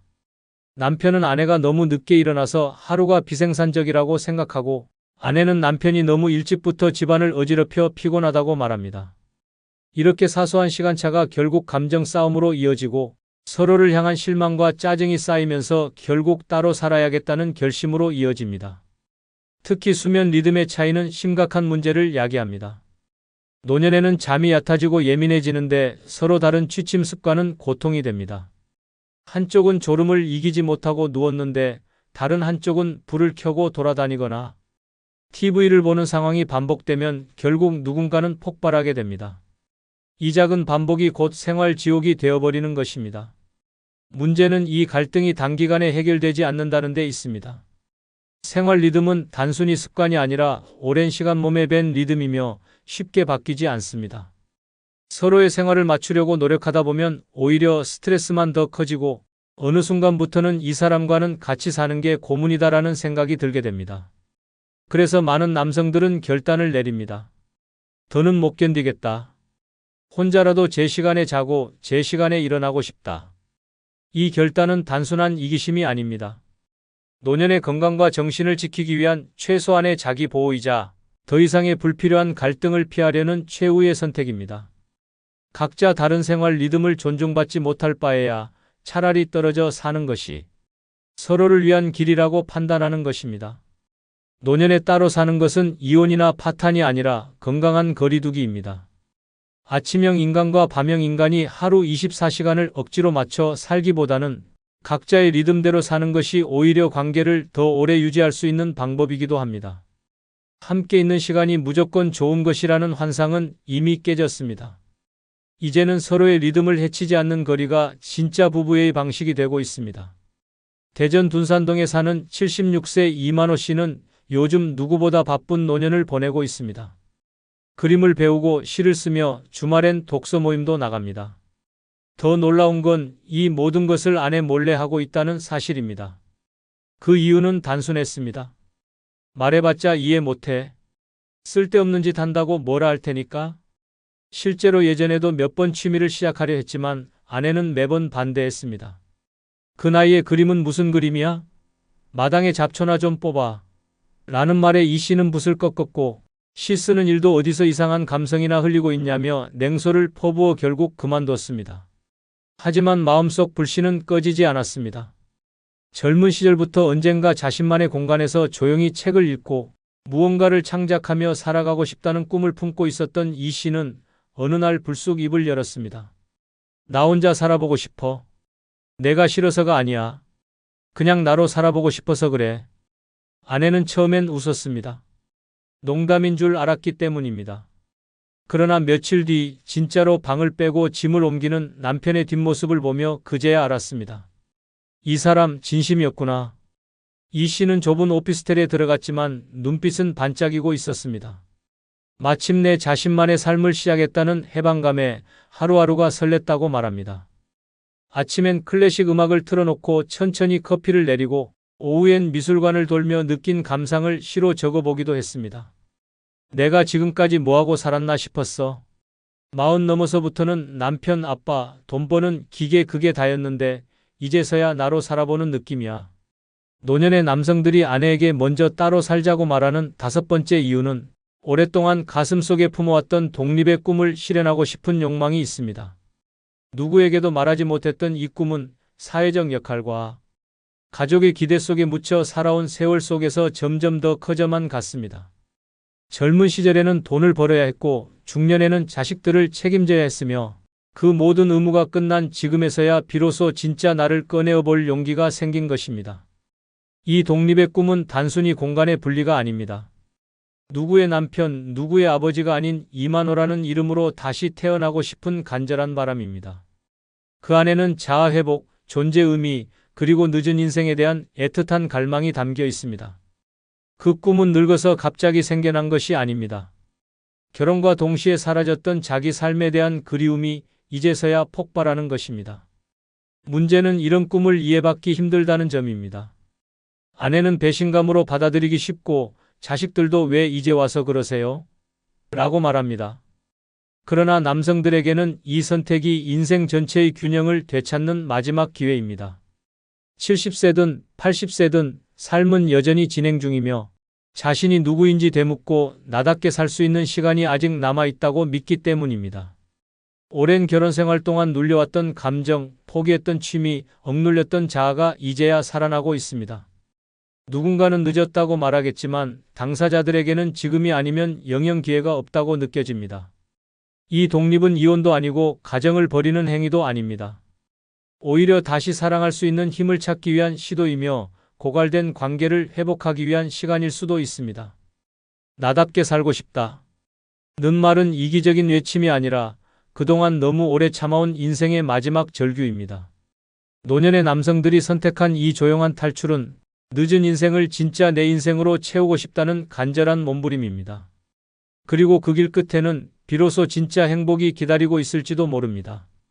구독, 좋아요 부탁드립니다. 감사합니다. 인천에 사는 80세 윤혜수 할머니는 동네에서 손맛 좋기로 유명한 분이었습니다. 젊을 때부터 잔치 음식, 제사 음식, 가족 모임 때마다 앞장서서 음식을 준비해 왔고 아들, 딸, 손주들 모두 할머니의 음식을 손꼽아 기다리곤 했습니다. 어느 날 며느리가 명절 준비 때문에 전화를 걸어와 이렇게 말했습니다. 어머니, 이번엔 그냥 저희가 다 준비할게요. 어머니는 쉬세요. 처음엔 고마운 배려라 생각하고 웃으며 끊었지만 막상 명절 당일이 되자 정작 아무도 할머니에게 상의도 하지 않았고 차례 음식 하나에도 할머니의 손길이 닿지 않았습니다. 심지어 손주는 할머니는 요즘 뭐도 못 만들잖아요. 엄마가 더 잘해요. 라고 웃으며 말했습니다. 그날 밤 윤 할머니는 식탁 끝자락에 앉아 식은 전을 바라보다가 눈물이 핑 돌았습니다. 나이가 들었다는 이유만으로 더 이상 필요한 사람이 아니라는 걸 느낀 순간이었습니다.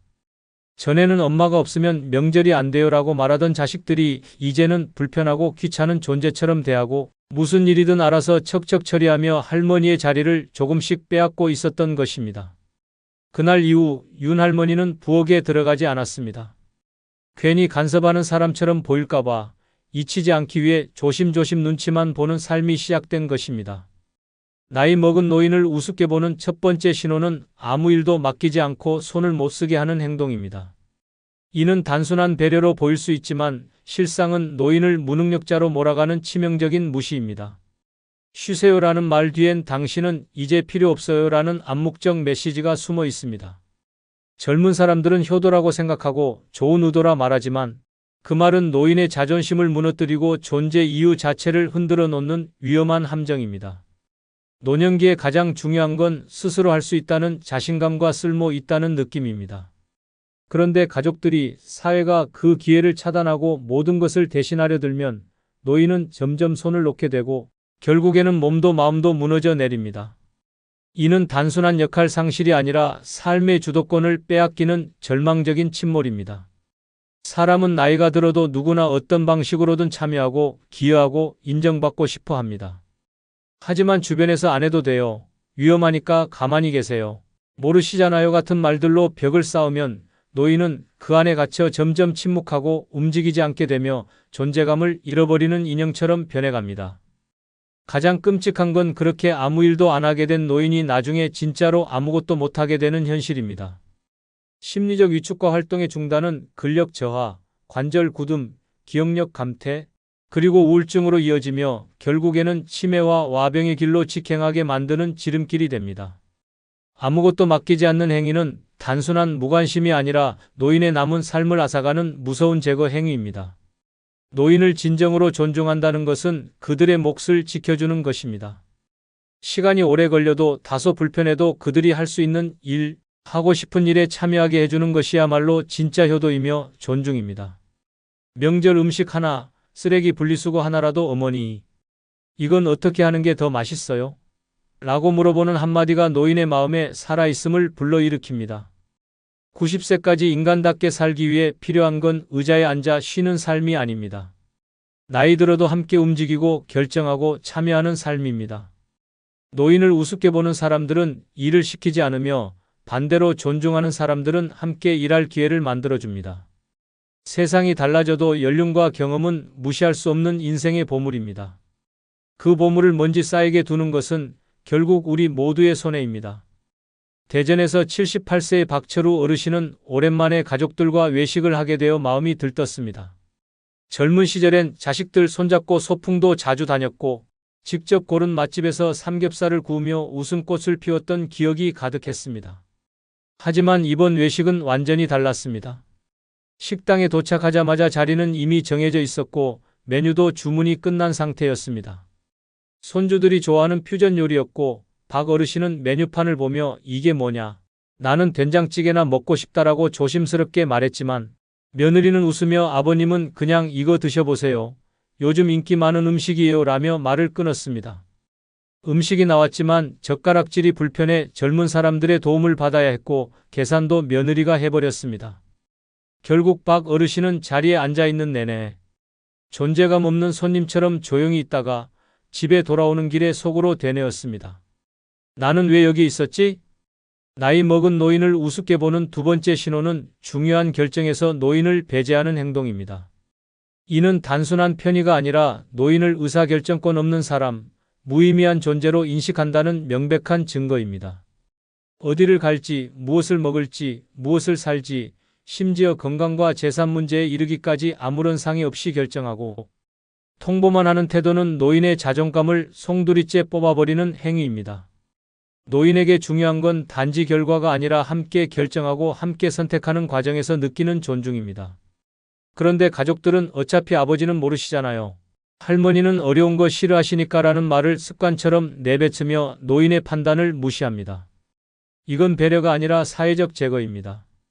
말 한마디 없이 모든 것이 결정된 상황에서 노인이 느끼는 감정은 나는 여기 있어도 없는 존재구나라는 절망감입니다. 더 큰 문제는 이러한 행동이 반복되면 노인은 스스로 판단하는 능력을 서서히 잃게 된다는 점입니다.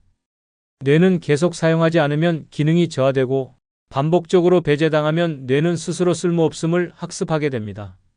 결국 어떤 결정을 내려야 하는 상황에서도 나는 잘 모르니까 너희가 해라는 말만 남고 이는 곧 자율성 상실, 사고력 저하, 인지능력 퇴화로 이어지는 지름길이 됩니다. 결정을 못하는 노인은 하루아침에 만들어지지 않습니다. 주변 사람들의 반복적인 배제와 무관심, 존중 없는 선택의 강요가 만들어낸 결과입니다. 그리고 가장 끔찍한 건 그런 노인의 모습이 당연하다는 듯 받아들여진다는 점입니다. 누구도 왜 아버지 의견을 듣지 않았는지 묻지 않고 왜 어머니가 결정을 못하시는지 고민하지 않습니다. 그냥 나이 드셔서 그래라며 무책임하게 넘겨버립니다. 노인을 존중한다는 것은 그들의 의견을 듣고 결정에 참여시켜주는 것입니다. 무조건 따르게 하라는 것이 아니라 최소한 함께 고민하고 물어봐주는 태도가 필요합니다. 어머님은 어떤 게 좋으세요?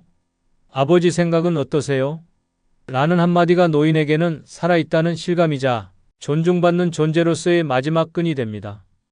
가족끼리 여행을 갈 때, 병원 진료를 받을 때, 중요한 재산 결정을 할 때, 노인의 의견은 선택이 아닌 필수입니다. 그 의견이 젊은 세대와 다르더라도 듣고 존중하는 그 과정이 바로 노인을 사람답게 대하는 출발점입니다.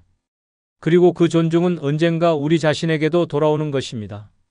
지금 누군가를 무시하고 있다면 미래의 당신도 그 무시를 고스란히 겪게 될 것입니다. 경북 구미에 사는 82세 정태호 어르신은 매일 아침 동네 슈퍼에 들러 신문을 사보는 것이 유일한 낙이었습니다.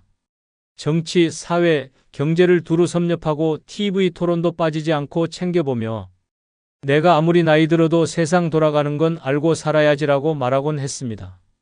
어느 날 손주가 스마트폰을 만지며 묻는 말에 정 어르신이 조심스럽게 의견을 내자 손주는 이렇게 말했습니다.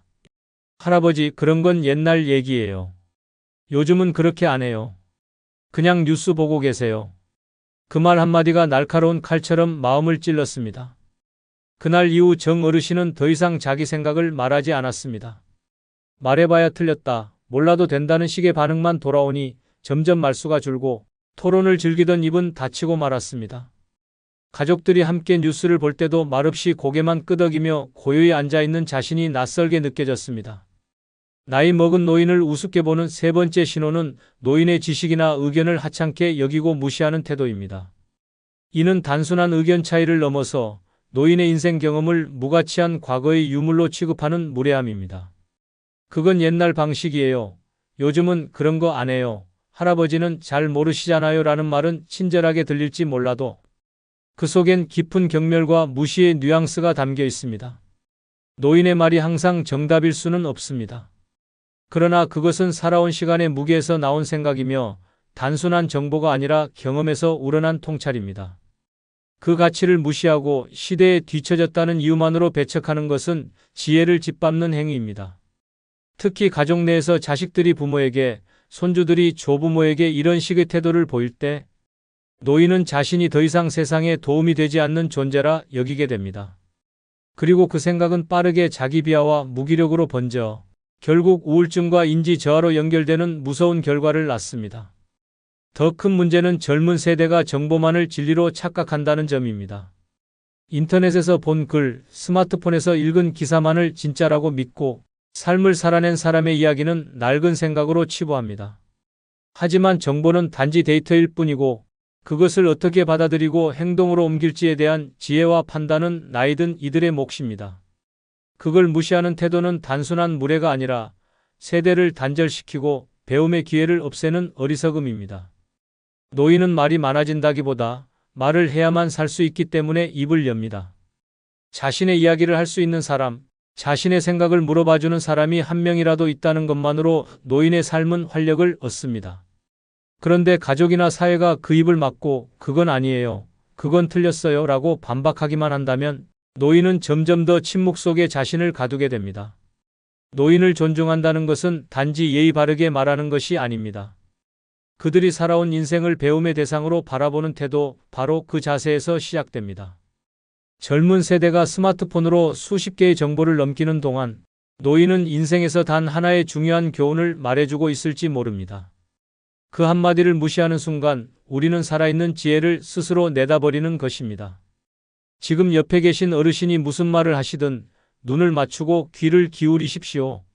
아, 그런 생각도 있군요라고 공감해주고 그때는 어땠어요? 라고 물어보는 것만으로도 노인은 존재의 의미와 존엄을 되찾게 됩니다. 그리고 그런 존중을 받은 노인은 살아있는 동안 더 단단해지고 병에도 강해지며 건강한 노년을 지켜갈 수 있습니다. 노인을 우습게 보는 사람들의 말은 짧지만 그 상처는 평생을 남깁니다. 반대로 한마디의 경청은 노인의 인생을 다시 밝히는 불씨가 됩니다. 부산에 사는 79세 김영순 할머니는 늘 단정한 옷차림과 곱게 핀 머리로 품위 있는 노인이라 불리는 분이었습니다. 젊었을 때는 교사로 일하며 많은 학생들에게 존경을 받았고 퇴직 후에도 동네에서 예의 바르고 세련된 어르신으로 유명했습니다. 그런데 어느 날 동네 미용실에서 겪은 일이 평생 기억에 남는 상처로 남았습니다. 머리를 손질하러 간 김 할머니에게 젊은 미용사는 어머니는 어차피 남자 만날 것도 아니잖아요, 그냥 짧게 확 자르죠 뭐라며 웃으며 가위를 들었습니다. 그 말에 주변 손님들까지 피식 웃었고 김 할머니는 말없이 거울을 보며 참았습니다. 말은 안 했지만 마음속으로는 온몸이 얼어붙은 듯한 충격을 받았습니다. 그날 이후 김 할머니는 외출할 때마다 모자를 쓰고 누가 자기 외모를 언급할까 두려워 늘 시선을 피하며 다녔습니다. 나이 먹은 노인을 우습게 보는 네 번째 신호는 외모나 복장, 몸 상태를 웃으며 평가하거나 조롱하는 말과 행동입니다. 이건 단순한 농담이 아닙니다. 존엄성을 정면으로 짓밟는 잔인한 모욕입니다. 주름이 많아서 화장 안 먹어요, 아이고 허리 굽으셨네 같은 말들은 듣는 노인에게 칼날처럼 날아들어 존재 자체를 초라하게 만드는 독한 독침이 됩니다. 많은 사람들이 노인에게 외모는 중요하지 않다고 말하지만 그것은 젊은 사람들이 만들어낸 착각입니다. 노인에게도 여전히 자기 외모에 대한 자존심과 자신감이 존재합니다. 아무도 보지 않아도, 누군가가 말하지 않아도 스스로 거울을 보며 단정하게 하고 싶은 욕망은 그대로 남아 있습니다. 그런데 그것을 젊은 사람들이 쓸데없는 욕심, 나이값 못한다는 식으로 무시하고 오히려 외모를 가지고 장난을 치면 노인은 자신이 초라하고 무의미한 존재로 전락했다는 생각에 사로잡히게 됩니다. 더 심각한 문제는 가족 내에서도 이런 외모 조롱이 무심코 일어난다는 점입니다. 자식들이 엄마, 그런 옷 입으면 촌스러워요, 아버지 그 머리 너무 옛날 스타일이에요 라고 말할 때 그 속엔 노인의 개성과 선택을 인정하지 않는 뿌리 깊은 무시가 깔려 있습니다. 젊은 사람의 옷차림이나 스타일은 개성으로 존중받지만 노인의 스타일은 우스꽝스럽다는 말로 쉽게 평가됩니다. 결국 노인은 스스로를 감추기 시작하고 사람들 앞에 나서길 두려워하며 점점 사회와의 단절 속으로 숨어버리는 길을 택하게 됩니다. 외모에 대한 조롱은 단순한 웃음거리가 아닙니다. 그것은 노인의 삶의 의지와 자존감을 뿌리째 흔드는 치명적인 독입니다. 사람이 사람으로서 살아가기 위해서는 자신을 표현하고 가꾸고 선택할 수 있는 권리가 보장되어야 합니다. 그런데 그 권리가 나이 들었다는 이유 하나만으로 빼앗긴다면 그것은 존엄을 빼앗기는 것과 다를 바 없습니다. 노인을 존중한다는 것은 그들의 외모, 옷차림, 스타일을 그대로 받아들이고 응원하고 때로는 칭찬해주는 태도에서 시작됩니다. 오늘 화장 잘 되셨네요. 모자가 참 잘 어울리세요 라는 말 한마디가 노인의 하루를 빛나게 하고 세상 앞에 당당히 설 수 있게 만들어줍니다. 그 한마디는 단순한 예의가 아니라 사람으로서 존재를 인정받는 감동의 언어가 됩니다. 노인을 우습게 보는 사람들은 외모를 웃음거리로 삼지만 진짜 존중하는 사람은 노인의 눈빛, 자세, 손끝의 세월을 아름다움으로 봅니다. 나이 들었다고 초라한 것이 아닙니다. 무시당했을 때 초라해지는 것입니다. 나이 든 외모는 연륜이 깃든 자랑이며 시간이 남긴 가장 깊은 아름다움입니다. 그걸 조롱하는 순간 우리는 결국 자신의 미래를 조롱하게 되는 셈입니다. 광주에 사는 80세 이만복 어르신은 매주 일요일이면 손수 다듬은 반찬을 들고 아들네 집을 찾는 것이 낙이었습니다. 손주에게는 좋아하는 멸치볶음을, 며느리에게는 손맛 가득한 무생채를 준비하며 아침부터 분주히 움직였습니다. 그런데 어느 날 며느리가 문 앞에서 반찬통을 건네받으며 이렇게 말했습니다. 아버님, 요즘은 저염식 해야 돼서요. 다음부턴 안 해오셔도 돼요. 말은 정중했지만 어르신의 가슴은 철렁 내려앉았습니다. 그날 이후 아무리 반찬을 준비해도 필요 없는 짓처럼 느껴졌고 점점 손이 가지 않았습니다. 결국 주방 한쪽에 멍하니 앉아있는 시간이 늘어났고 반찬통은 먼지만 쌓이게 되었습니다. 자신이 만든 음식이 외면당하고 손주조차 할아버지 반찬은 짜서 싫어라고 말하자 어르신은 더 이상 가족을 위한 마음을 꺼내지 않게 되었습니다. 나이 먹은 노인을 우습게 보는 다섯 번째 신호는 노인의 호의와 배려를 무시하고 부담으로 취급하는 태도입니다.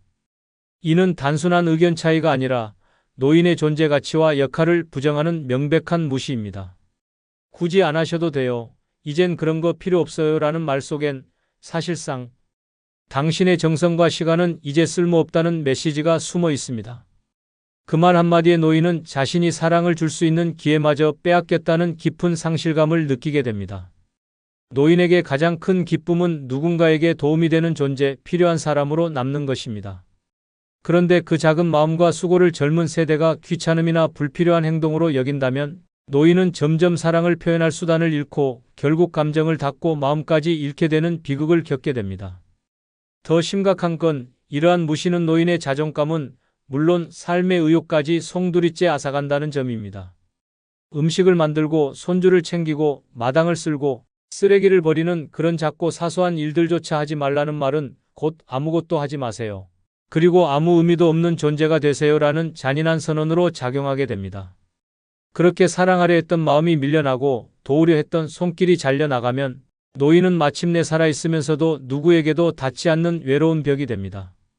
노인을 존중한다는 것은 그들의 해주고 싶어 하는 마음을 귀하게 여기는 것입니다. 때로는 음식이 짜고 방식이 오래되었더라도 그 안에는 수십 년간 가족을 위해 살아온 사랑과 희생이 스며 있습니다. 그것을 짐처럼 여기지 말고 받아들이고 감사하는 태도가 사람을 사람답게 대하는 진짜 예의입니다. 노인을 우습게 보는 사람은 사랑의 손길조차 불편해하고 그것을 멀리합니다. 반면 진심으로 존중하는 사람은 노인의 손끝에 담긴 마음을 이해하고 작게라도 표현된 정성을 존재의 언어로 받아들입니다. 지금 우리가 무심코 던지는 한마디가 누군가의 인생에서 마지막 사랑의 표현일 수 있다는 사실을 기억해야 합니다. 노인의 정성과 배려는 그저 습관이 아니라 오랜 세월 쌓아온 마음의 표현입니다. 그 마음을 거절하는 순간 우리는 단지 한 사람을 무시하는 것이 아니라 삶 전체의 가치를 짓밟고 있는 것입니다. 나이 들었다고 사랑할 자격을 잃는 것은 아닙니다.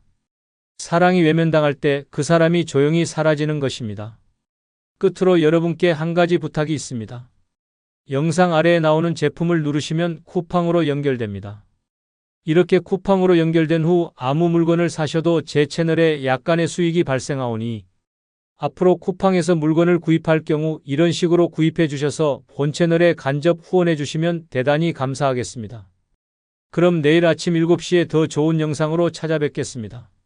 감사합니다.